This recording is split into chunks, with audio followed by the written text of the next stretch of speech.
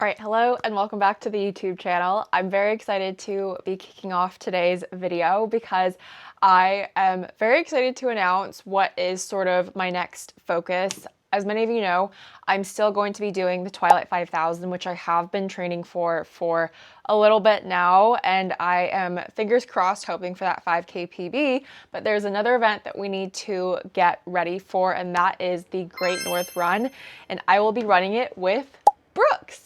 And I got a huge package from them, which I have already unboxed for TikTok, but I thought that I would run you through some of the kit and gear and then hopefully kind of just share throughout the week when I'm wearing this kit in different sessions to show you how I'm training in this gear. So I want to start by saying that Brooks did not ask me to make this YouTube video. I'm only working with them on Instagram, and that is sort of the main bit of it. And also make sure to comment below if you're going to be at the Great North Run, because it would be incredible to meet some people and subscribers from YouTube in real life. But I've never run the Great North Run, but I've always heard such great things about it. It is apparently the biggest half marathon in the world, and I am so excited, and I have been sort of focusing my mileage on the half, and I'm gonna start working incorporating some half marathon speed sessions into my training weeks. But I have been averaging around 40 to 45 miles for a while, and if you want to follow me on Strava, I will leave a little QR code here, but I share all my training there, and I have been feeling really strong in training, and I think that that's due in part to just really good consistency, strength training, creatine, lots of good stuff, and just like refocusing myself on some shorter distances. But I want to start by sharing maybe some of the little bits that I might be wearing on race day. So these are some of the apparel pieces that they sent me. So to start with, we have the Brooks Women's Sprint Free short sleeve tee in this very bright red color. We also have it in this long sleeve tee, and the material on both is super breathable and super nice. We've got some Ghost no-show high cushion socks, which are super important. We've got some leggings, which I might wear maybe like throughout the weekend whilst we're in Newcastle, but I wouldn't say that with the weather right now that I will be racing in leggings. But then we've got the Brooks Women Chaser 5-inch shorts, and I'm really excited to try these as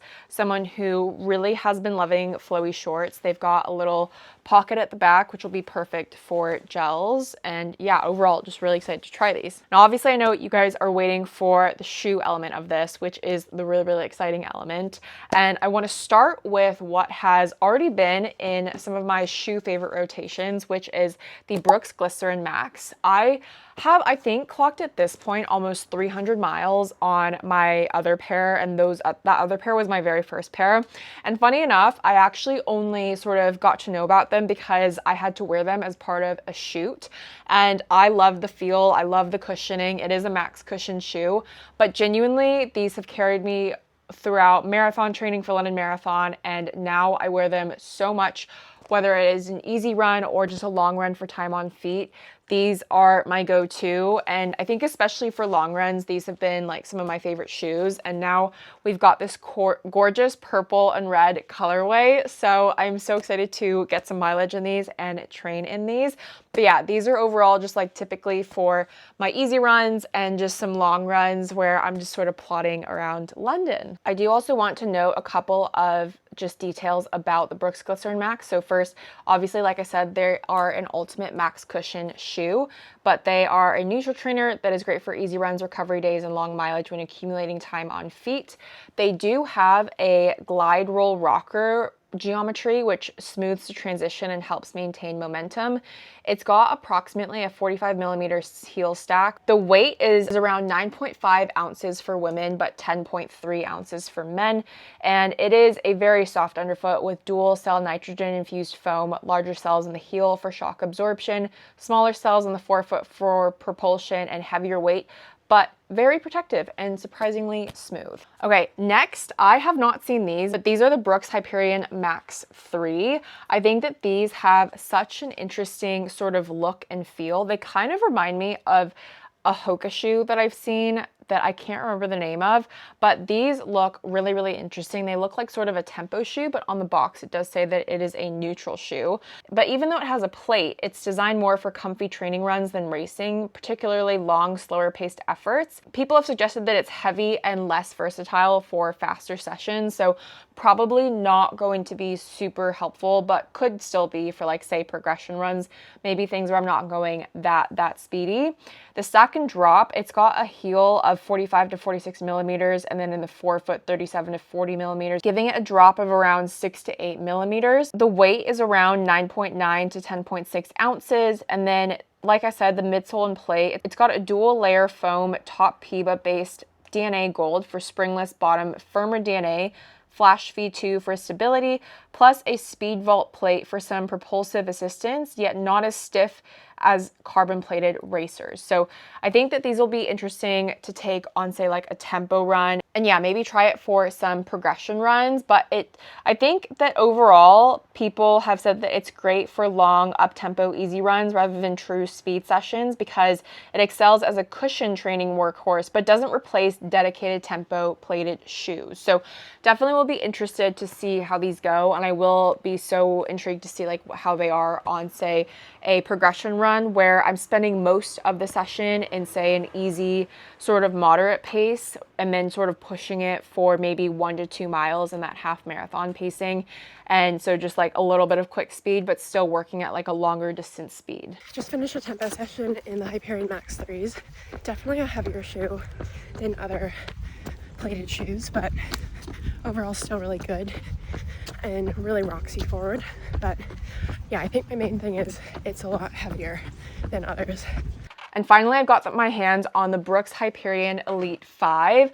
I do follow Ran to Japan, and I know about his recent sort of partnership signing with Brooks, and I saw that he wore these for the Gold Coast Marathon, and I just didn't realize how interesting of a shoe they looked. So these are their flagship race shoe, which is built for speed on race day, ideally for half marathon and beyond.